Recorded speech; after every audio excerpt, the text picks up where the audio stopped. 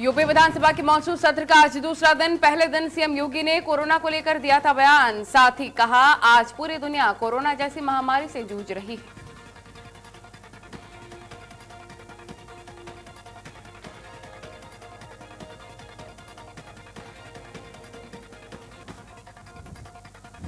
अलीगढ़ में दो पक्षों में विवाद के बाद पुलिस ने एक पक्ष से तमंचा और कारतूस बरामद किया है। थाना अकराबाग क्षेत्र के गांव जसरतपुर की घटना। मऊ जिले में भारतीय सेना का एक जवान भूमाफियाओं से परेशान है। अपनी समस्या से परेशान होकर जवान ने जिलाधिकारी कार्यालय पहुंचकर अपनी शिकायत दर्ज करवाई और न्याय की गुहार लगाई।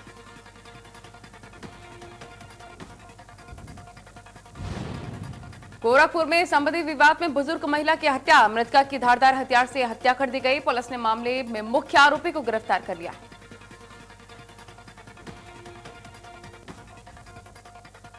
झांसी में 9 साल की नाबालिग को पड़ोस में रहने वाले युवक ने बनाया हैवानियत का शिकार। घर में अकेली नाबालिग को बाइक पर बिठाकर ले गया था दरिंदार। रास्ते में नाबालिग के साथ किया दुष्कर्म। नाबालिग की शिकायत पर माता पिता ने थाने में सूचना दी। पुलिस ने मुकदमा दर्ज कर आरोपी की तलाश शुरू की। प्रतापगढ़ में गैंगस्टर एक्ट के तहत जब्त होंगे बड़े अपराधियों की संपत्ति। अपराधियों और लुटेरों के खिलाफ पुलिस चलाएगी विशेष अभियान। थानेदारों को एसपी अनुराग आर्य की हिदायत। बलिया में सड़क पर एसडीएम की सरेआम गुंडागर्दी। मास्क के नाम पर चेकिंग के दौरान दुकानदारों की पिटाई। दुकान में बैठे दुकानदारों को दुकान से घसीटकर पीटा। एसडीएम की गाड़ियों ने भी आम लोगों को जमकर पीटा है। एक दुकानदार का हाथ भी फ्रैक्चर हो गया है। बेलथरा रोड तहसील के अशोक चौधरी एसडीएम। प्रतापगढ़ में रंजिश में दबंगों ने महिला समेत 3 लोगों को जमकर पीटा है। चाकू मारकर दबंगों ने एक युवक को घायल कर दिया है। घायलों को जिला हॉस्पिटल में भर्ती करवा दिया गया। मुरादाबाद में सिविल अस्पताल में स्वास्थ्य कर्मी कर रहे हैं प्रवेश। स्वास्थ्य विभाग ने अस्पताल को किया है था सील। वहीं पर महिला की रिपोर्ट की जानकारी नहीं देने पर अस्पताल सील हुआ था।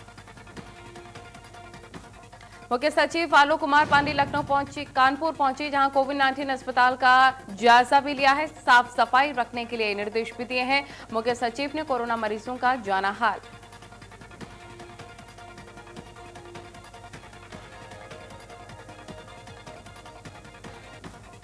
अमेठी में 2 कोरोना पॉजिटिव मरीजों की मौत हो गई। जिले में कोरोना से मरने वालों की संख्या 5 हुई है। कोरोना मरीजों की मौत से जिला प्रशासन में हड़कंप मचा। बुलंदशहर में करंट की चपेट में आने से किसान की दर्दनाक मौत हो गई। हादसे में दूसरा किसान बुरी तरह से झुलस गया। घायल higher medical centre refer. Siddharthnagar में स्वास्थ्य विभाग की बड़ी लापरवाही सामने आई है। जिला अस्पताल में उड़ी सोशल डिस्टेंसिंग की धज्जियां। डॉक्टर के सामने मरीजों और तीमारदारों की भीड़। झांसी में शासन द्वारा दी गई योजना को नहीं मिला लाभ। किसानों के हितों में नहीं लगे ट्यूबवेल। 1.5 साल बीत जाने के बाद भी अधिकारी नहीं ले रहे सोच। गाजियाबाद में एसएसपी ऑफिस का निरीक्षण हुआ है। आईजी प्रवीण कुमार ने किया औचक निरीक्षण। मिली खामियां को दूर करने के आदेश दिए। कानपुर में 3 तलाक मामले में आया नया मोड़। पीड़ित ने मुस्लिम विवेचक को कटघरे में खड़ा किया। दारोगा पर गलत जांच के आरोप लगे हैं। सीओ ने दोबारा से जांच कराने के आदेश दिए।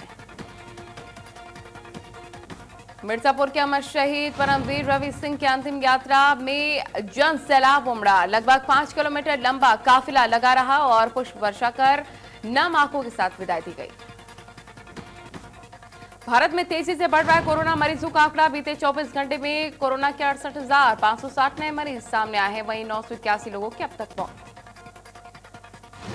यूपी में बीते 24 घंटे में 4,824 नए केस सामने आए हैं। कुल कोरोना मरीजों की संख्या 1,72,000 के पार है। बीते 24 घंटे में 95 लोगों की मौत।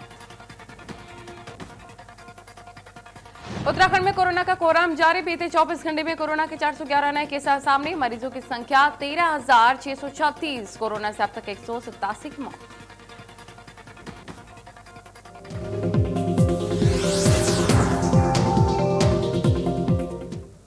चलिए 25 बड़ी खबरों के बाद बुलेटिन की शुरुआत इस वक्त की बड़ी खबर के साथ। विधानसभा के मॉनसून सत्र का आज दूसरा दिन है और विपक्ष ने योगी सरकार को घेरने की पूरी रणनीति बना ली है। कानून व्यवस्था के मुद्दे पर भी सरकार को घेरने की पूरी कोशिश। आज सदन में जबरदस्त हंगामे के आसार भी हैं और कल सपा ने विधानसभा के बाहर प्रदर्शन भी किया था। तो विधानसभा के मानसून सत्र का आज दूसरा दिन है। बड़ी खबर आपको बता रहे हैं और सत्र के हंगामेदार होने के पूरे आसार हैं। पल पल के अपडेट जरूर आप तक पहुंचाएंगे। कानून व्यवस्था के मुद्दे पर भी लगातार विपक्ष हमलावर है और कल आपको बता दें कि सपाइयों ने प्रदर्शन भी किया था, जमकर नारेबाजी भी की थी। सत्र शुरू होने से पहले विधान भवन परिसर में सरकार के खिलाफ जबरदस्त प्रदर्शन किया गया था और सपा सदस्यों ने बढ़ते अपराध, कोरोना संक्रमण से निपटने में सरकार के कामकाज और आजम खान की रिहाई के सवाल पर जमकर नारेबाजी की थी और साफ तौर पर उनके तीखे तेवर सपा के नजर आ रहे हैं। इन मुद्दों को जोरदार तरीके से सदन में उठाने की पूरी तैयारी, कांग्रेस और बसपा ने भी सरकार को घेरने की पूरी तैयारी कर ली है। आज दूसरा दिन है सत्र का और आज भी लग रहा है कि पूरी तरह से विपक्ष सरकार को घेरने में जो रणनीति बनाने का काम है वो कर रहा है। चाहे वो तमाम मुद्दे हों, कोरोना का मुद्दा हो, चाहे कानून व्यवस्था का मुद्दा हो, कामकाज के तरीके का मुद्दा हो, तमाम चीजों को लेकर आज विपक्ष पूरी तरह से हमलावर हो सकता है। समाजवादी पार्टी के कई विधायक सत्र शुरू होने से पहले और विधान परिषद सदस्य 9:30 बजे विधान भवन पहुंचे थे और चौधरी चरण सिंह की प्रतिमा के सामने प्रदर्शन किया था। लखनऊ से रवि हमारे रिपोर्टर तमाम जानकारी के साथ लाइव जुड़ गए हैं। रवि, आज दूसरा दिन है, कल भी जबरदस्त प्रदर्शन देखने को मिला था सपा की तरफ से। आज किन किन मुद्दों को लेकर विपक्ष घेरेगा सरकार को? जाहिर मानसून सत्र का कल पहला दिन था और बात करें तो समाजवादी पार्टी के विधायक और विधान परिषद सदस्यों ने चौधरी चरण सिंह की प्रतिमा पर कल सुबह से ही जो विरोध प्रदर्शन वो शुरू कर दिया था। कहना कि कोरोना का जो संक्रमण बढ़ा है उसके अलावा कानून व्यवस्था के मुद्दे को लेकर ये विरोध प्रदर्शन किया गया। कह सकते हैं कि आज दूसरा दिन है और कल का जो दिन था विधानसभा सत्र का वो स्थगित कर दिया गया था। उसके बाद आज 11 बजे तक के लिए स्थगित कर दिया गया। उसके बाद अगर बात करें तो कल विधानसभा की कार्यवाही के दौरान ऑनलाइन कार्यवाही में जो तमाम सारे जो विधायक है वो शामिल हुए थे और अगर बात करें तो कल का जो पहला दिन था वो हंगामे भरा था, ऐसा देखा भी गया है। उसके अलावा कल का जो सत्र था वो स्थगित कर दिया गया था आज के लिए और आज फिर से दोबारा से इस सत्र की शुरुआत होगी और यह भी माना जा रहा है कि विपक्ष जो है वो सत्ता पक्ष को आज भी घेरने की तैयारी कर चुका। कानून व्यवस्था का चाहे मुद्दा हो, बेरोजगारी का मुद्दा हो या उसके अलावा जिस तरीके से कोरोना का संक्रमण बढ़ा है उस मुद्दे को लेकर भी सरकार को विपक्ष जो है वो घेर सकता है। बिल्कुल, 17 विधेयकों को पास कराने की तैयारी आज सरकार की है दूसरे दिन, लेकिन विपक्ष लग रहा है कि जबरदस्त हंगामा कर सकता है। कौन कौन से ऐसे विधेयक हो सकते हैं? 17 विधेयक आज पास कराने की तैयारी सरकार की है। देखिए, अगर बात करें तो जिस तरीके से कल पहला दिन था मानसून सत्र का वो देखा गया सुबह से ही समाजवादी पार्टी के जो लोग थे वो अगर बात करें तो लगातार विरोध कर रहे थे और उसके बाद अगर कल का जिस तरीके से अगर बात करें तो वीडियो कॉन्फ्रेंसिंग के जरिए जो लोग थे वो जुड़े थे और उसके बाद अगर बात करें तो कल का पहला दिन विपक्ष लगातार हंगामे करते रहा है। उसके बाद सत्र को स्थगित कर दिया गया था और आज का जो दूसरा दिन है आज फिर से इस सत्र की शुरुआत होगी और लेकिन देखा होगा किस तरीके से जो तमाम सारे विधेयक जो है सरकार पास करने का सोच रही है और किस तरीके से सत्र चलेगा और उसके बाद ही सारी चीजें देखने को भी मिलेंगी। बिल्कुल, 17 विधेयकों को अब मंजूर कराने की तैयारी तो सरकार की है ही। कौन से ऐसे बड़े फैसले हो सकते हैं आज? देखिए, तमाम सारे ऐसे फैसले जिनको लेकर सरकार काम कर रही है, लेकिन ये जरूर है कि जिस तरीके से कल का पहला दिन था हंगामे भरा दिन रहा है। उसके बाद अगर जिस तरीके से अगर आज की बात करें तो आज करीब 11 बजे जो है वो सत्र का जो समय है वो शुरू होगा। उसके बाद जो विधेयक हैं सरकार को पास करने हैं उसको ये देखना हो किस तरीके से जो तमाम सारे जो विषय हैं उन विषयों को लेकर सरकार काम करती है, चाहे कानून व्यवस्था का मुद्दा रहा हो या उसके अलावा शिक्षा व्यवस्था का जो मुद्दा रहा हो वो, उसके अलावा बेरोजगारी को लेकर काम किया गया है, किसानों की समस्याओं को लेकर काम किया, 3 साल का वक्त सरकार ने गुजारा है और करीब 2 साल के करीब का जो वक्त है वो रह चुका है और कह सकते हैं कि ये 5 सालों का जो कार्यकाल है उसी को लेकर अगले चुनाव में जो भारतीय जनता पार्टी जो है वो जाएगी और किस तरीके से जो जनता के बीच रहकर काम किए गए हैं, जो तमाम सारी जो मुद्दों को लेकर काम किया गया है, उन्हीं मुद्दों को लेकर ही दूसरे चुनाव में जाएंगे और उसी हिसाब से जनता तय करेगी कि जो भारतीय जनता पार्टी की सरकार है वो पास रही या फेल। ठीक है, बहुत शुक्रिया आपका तमाम जानकारी साझा करने के लिए। आज दूसरा दिन है और हंगामे के आसार भी नजर आ रहे हैं। आगे बढ़ेंगे खबरों में। लखनऊ में एक साथ 3 हत्याओं से सनसनी फैल गई। ये वारदात निगोहा के उदयपुर गांव का है, जहां पर एक कमरे में खून से लथपथ बुजुर्ग दंपति की लाश मिली, तो वहीं पर 50 मीटर की दूरी पर बंद पड़े बाइक शोरूम में एक गार्ड का भी शव मिला है। गार्ड के गर्दन पर चोट के निशान है। मौके पर पहुंची पुलिस ने फोरेंसिक टीम की मदद भी ली है। तीनों शवों को पोस्टमार्टम के लिए भिजवा दिया गया है। पुलिस का कहना है कि हत्या देर रात की है और मारे गए दंपति की पहचान 75 साल के स्नेही साहू और उनकी 70 साल की पत्नी राम जानकी देवी के रूप में हुई है। लखनऊ में ट्रिपल मर्डर और इस पूरे मामले से सनसनी का माहौल भी बना हुआ है। ये तस्वीरें देखिए, अफरा तफरी का माहौल लोगों में देखने को मिल रहा है। लखनऊ में 3 हत्याओं से सनसनी फैली हुई है। ट्रिपल मर्डर, निगोहा में ट्रिपल मर्डर से सनसनी। खून से लथपथ मिली दंपति की लाशें और दूर पड़ा मिला है एक और शव। बड़ी खबर आपको यहां पर बता रहे हैं, दंपति और चौकीदार की लाश भी मिली है।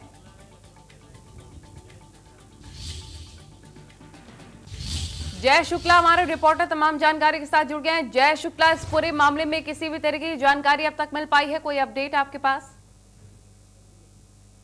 बता दें कि जिस तरह से राजधानी लखनऊ में ट्रिपल मर्डर से जो पूरा जो महकमा हिल गया है, ऐसे में आपको बता दें कल शाम को इस चीज की जानकारी हुई थी कि जो निगोहा थाना अंतर्गत उदयपुर है, नेशनल हाईवे पर एक बुजुर्ग दाम्पत्य एक मकान में रहते थे, जिनकी हत्या कर दी गई और उनकी खून से लथपथ लाश लगभग 1 दिन बाद बरामद होती है। वहीं पास में ही लगभग 100 मीटर की दूरी के आसपास एक दूसरी लाश भी मिलती है, जो कि उदयपुर गांव की ही है। उसकी शिनाख्त जो है शत्रुघ्न के रूप में हुई है। ये व्यक्ति चौकीदारी का काम करता था। तो फिलहाल अब दोनों के बीच क्या कनेक्शन है, इसको लेकर के पुलिस लगातार तफ्तीश कर रही है। आपको बता दें कि कल रात से ही जो क्राइम ब्रांच की टीम है और जो लोकल पुलिस है और जो आला अधिकारी हैं, यहां तक जो एसपी हैं, एसपी ग्रामीण, वो लगातार लगे हुए हैं। रात से पूरी खोजबीन की जा रही कि आखिर इन ट्रिपल मर्डर के पीछे किसका हाथ था, किस वजह से हत्या की गई है। तो कुल मिलाकर के हर पहलुओं को खंगाला जा रहा। अगर हम लूट की बात करें तो जो परिजन थे, जो बुजुर्ग दाम्पत्य के परिजन थे, उन्होंने लूट की ऐसी कोई घटना के बारे में नहीं बताया है कि कोई लूट हुई हो। तो ऐसे में हर पहलुओं पर पुलिस तलाश कर रही है। हालांकि कल मौके पर डॉग स्क्वाड को भी बुलाया गया था और फॉरेंसिक टीम को भी बुलाया गया था। लगातार उनसे भी खोजबीन की गई है और उसके बाद तीनों शवों को माफ कीजिएगा, पोस्टमार्टम के लिए भेज दिया गया है। अब आज उसका पोस्टमार्टम होगा और शाम तक पोस्टमार्टम रिपोर्ट आएगी, तो उससे कहीं ना कहीं क्लियर होगा कि आखिर किस चीज से उनकी हत्या की गई है। अब वही पुलिस लगातार रात से ही दबिशें दे रही है। जो सस्पेक्टेड हैं उनको थाने भी लाया गया, उनसे पूछताछ भी की जा रही है। तभी लगातार क्राइम ब्रांच की जो टीमें हैं और जो पुलिस के आला अधिकारी हैं वो लगे हुए हैं। इस वक्त की बात अगर हम करें तो जो बुजुर्ग दाम्पत्य थे, उनका जो पैतृक घर है राती थाना निगोहा अंतर्गत ही आता है, वहां पर इस वक्त पूरी फोर्स और अधिकारी मौजूद हैं। लगातार पूछताछ चल रही है, लेकिन अभी बात बता दें कि अभी पुलिस के हाथ कुछ खास लग नहीं पाया है जिससे पता चले कि आखिर हत्या किन कारणों से की गई थी। जी बिल्कुल, बताया जा रहा है कि जिस गांव में ये मर्डर हुआ है और साथ ही पुलिस स्टेशन जो है महज 500 मीटर की दूरी है, फिर भी ऐसी घटना हो जाती, वो भी ट्रिपल मर्डर। बिल्कुल, कहीं ना कहीं ये पुलिस की जो कार्रवाई है उस पर सवालिया निशान जरूर उठाती है, क्योंकि पुलिस रात भर गश्त पर रहती है। हाँ। और इस तरह की वारदात हो जाती है। थाने से चंद कदमों की दूरी पर ये दोनों घटनाएं हुई हैं। आपको बता दें, सबसे बड़ी बात है कि जो दूसरी बॉडी जो मिली है वो ठीक नेशनल हाईवे के जो नाला है, नाले से जुड़े हुए नीचे पड़ी हुई थी। जब बदबू आई है, लोकल लोगों ने इसको देखा है, तब जानकारी मिल पाई है कि यहाँ भी एक बॉडी थी। ऐसे में जो पुलिस की गश्त होती है या पुलिस की जो जांच होती है, उस पर भी कहीं ना कहीं सवालिया निशान जरूर उठता है कि आखिर 2 दिन तक वो बॉडी उसी जगह पर पड़ी रही और किसी को खबर नहीं हुई। जब बॉडी से बदबू आई, तब लोकल लोगों ने जब देखा, वहां के स्थानीय लोगों ने, पुलिस को सूचना ही तब पुलिस को जानकारी पुलिस होती। की तो कहीं ना कार्रवाई कहीं पर भी पुलिस की जो सवाल उठते हैं, कार्य- क्योंकि लगातार जैसे भी आप बिल्कुल। बता रहे हैं कि गश्त पुलिस करती रहती है, लेकिन बावजूद इन सब के आम लोगों को सूचना देनी पड़ रही है पुलिस को। ठीक है, बहुत शुक्रिया आपका तमाम जानकारी साझा करने के लिए। लखनऊ में ट्रिपल मर्डर के बाद सपा ने यूपी सरकार को जमकर कोसा है। इंडिया न्यूज से बात करते हुए सपा विधायक अमरीश सिंह पुष्कर ने कहा है कि पुलिस खुलासा नहीं करती है तो फिर सदन में मुद्दा उठाएंगे और जरूरत पड़ी तो धरने पर बैठेंगे। राजधानी में ट्रिपल मर्डर के बाद कहीं ना कहीं मौके पर जो सपा विधायक हैं, क्षेत्रीय विधायक हैं अमरीश पुष्कर, वो भी मौके पर पहुंचे, उनसे बात करते हैं। सर, क्या कहेंगे, जिस तरह से अगर हम कानून व्यवस्था की बात करें तो आज राजधानी में 3 मर्डर हो गए हैं, क्या कहेंगे इस पर? देखिए, जिस प्रकार पूरे प्रदेश में जंगल राज फैला हुआ है, उसी का एक उदाहरण के तहत आज हमारी विधानसभा क्षेत्र के निगुहा में ऐसी घटना को जिन अपराधियों द्वारा अंजाम दिया गया कि आज थाने के बगल में 500 मीटर की दूरी पे एक मर्डर होकर लाश पड़ी हुई है, जिसको पुलिस को अभी तक ज्ञात नहीं हुआ। बगल में पुलिस यहाँ निरंतर जांच करती रहती है, मास्क को लेकर चालान करती रहती, गरीब छोटे आदमियों का शोषण करती रहती, लेकिन किसी प्रकार का इस तरह की घटनाओं को पुलिस के विषय में कोई जानकारी नहीं। पूरे प्रदेश में कानून की व्यवस्था बिल्कुल ध्वस्त हो चुकी है। किसी प्रकार का कोई नियंत्रण प्रशासन का पुलिस पे ऊपर नहीं रह गया। पुलिस का डर लोगों के दिल से ख़त्म हो चुका, कानून का डर लोगों के दिल से ख़त्म हो चुका है। उसी का यह उदाहरण है। पुलिस को जल्दी से जल्दी इस घटना का खुलासा करना चाहिए और दोषी लोगों को तुरंत पकड़ के उनको जेल के अंदर सलाखों के पीछे होना चाहिए। अगर बात करें तो प्रदेश में और भी कई ऐसी हत्याएं हुई हैं या कई ऐसी घटनाएं हुई हैं, उनके बारे में क्या कहेंगे? देखिए, मैंने कहा ना कि पूरे प्रदेश में जंगल राज है। बहन बेटियों के आबरू सुरक्षित नहीं रह गई है। बताए ना, कानून का डर खत्म हो गया। आज हमारी बहन बेटियां किसी भी रूप में घर से बाहर निकलने में 10 बार सोचने लगी हैं। पूरे प्रदेश में जंगल राज व्याप्त हो चुका है। जल्द से जल्द ऐसी घटनाओं को लेकर तुरंत उनको इस्तीफा देना चाहिए होगी। सर, ये बताइए, जैसे कि आपकी विधानसभा क्षेत्र में इतनी बड़ी घटना हुई ट्रिपल मर्डर, तो इसको लेकर के आप क्या सदन में भी कोई सवाल उठाएंगे? निश्चित तौर पे सदन चल रहा है। कल हमारे द्वारा विधानसभा में इस घटना को लेके मामला उठाया जाएगा, सदन के संज्ञान में रखा जाएगा। समाजवादी पार्टी के द्वारा ये मुद्दा प्रमुखता से सदन में उठाया जाएगा। अगर इन्होंने दोषियों को जल्द से जल्द गिरफ्तार नहीं किया तो हम लोग समाजवादी पार्टी के विधायक होने के नाते हम थाने का घेराव करेंगे और जब तक पीड़ित को न्याय नहीं मिलेगा उनके। खबरों में आगे बढ़ेंगे। खबर आगरा से, जहां पर डॉक्टर योगिता की पोस्टमार्टम रिपोर्ट से एक बड़ा खुलासा हुआ है। डॉक्टर योगिता की गोली मारकर हत्या की गई थी और डॉक्टर योगिता के शरीर से 3 गोलियां मिली हैं। सिर, कंधे और सीने में गोली मारी गई थी, तो गला दबाकर नहीं, गोली मारकर यह हत्या हुई थी। एक बड़ा खुलासा पोस्टमार्टम रिपोर्ट से सामने आया है।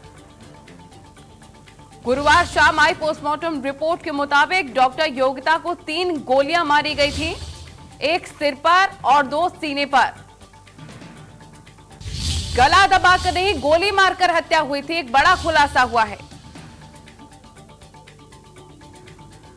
और एक बड़ी बात यह है कि योगिता की हत्या के लिए आरोपी ने पिता के लाइसेंस से पिस्टल का इस्तेमाल किया था। डॉक्टर योगिता के शरीर से 3 गोलियां मिली हैं और पिता की लाइसेंस से पिस्टल का इस्तेमाल इसमें हुआ था। तो एक सिर पर, 2 सीने पर, जबकि जालौन के मेडिकल अफसर और योगिता के साथ पढ़ाई कर चुके आरोपी डॉक्टर विवेक तिवारी ने पहले ही कबूलनामे में बताया था कि बहस बढ़ने के बाद उसने पहले योगिता का गला दबाया और फिर चाकू से वार करके उसकी हत्या कर दी थी। लेकिन अब यह पोस्टमार्टम रिपोर्ट में खुलासा हुआ है कि गोलियां मारी गई, 3 गोलियां लगी हैं डॉक्टर योगिता को।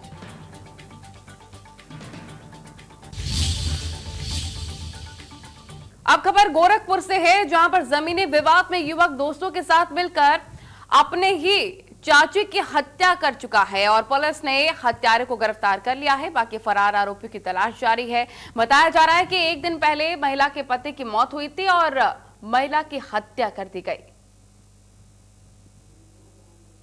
फिलहाल पुलिस ने हत्यारे को गिरफ्तार कर लिया है। गोरखपुर का यह पूरा मामला जमीनी विवाद में, प्रॉपर्टी विवाद में इस पूरे हत्याकांड को अंजाम दिया गया।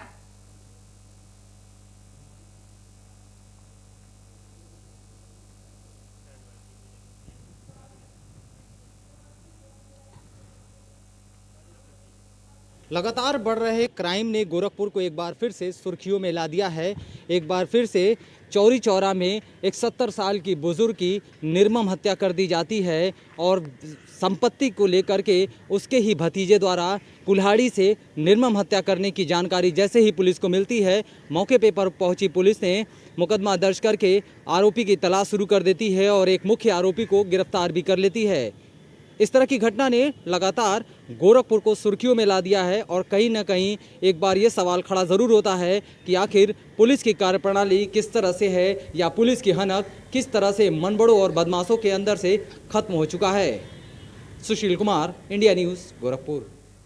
अब खबर आगरा से बता दें, जहां लखनऊ एक्सप्रेसवे पर थाना सैफई क्षेत्र के अंतर्गत चैनल नंबर 108 पर टिमरौआ के पास सुबह बारिश के दौरान एक लग्जरी सियाज कार अचानक से अनियंत्रित होकर पलट गई, जिसमें सवार पिता पुत्र की मौत हो गई। एक्सप्रेसवे पर कार के पलटते ही धमाके की आवाज सुनकर आसपास के ग्रामीण भागकर मौके पर पहुंचे और घटना की जानकारी पुलिस और एम्बुलेंस को दी है। एम्बुलेंस पहुंची, मौके पर एम्बुलेंस पुलिस ने पहुंचकर घटना की जानकारी करके परिजनों को इसकी सूचना दी। ग्रामीणों के मुताबिक कार से पैसों से भरा बैग भी पुलिस ने बरामद कर लिया है।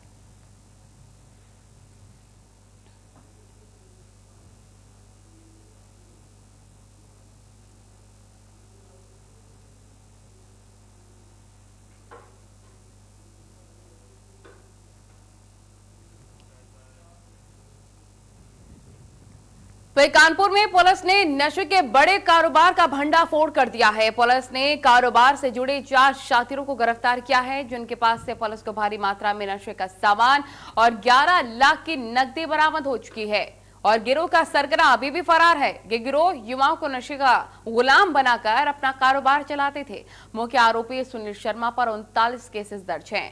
डीआईजी ने उसके गिरफ्तारी के लिए टीम का भी गठन कर दिया है।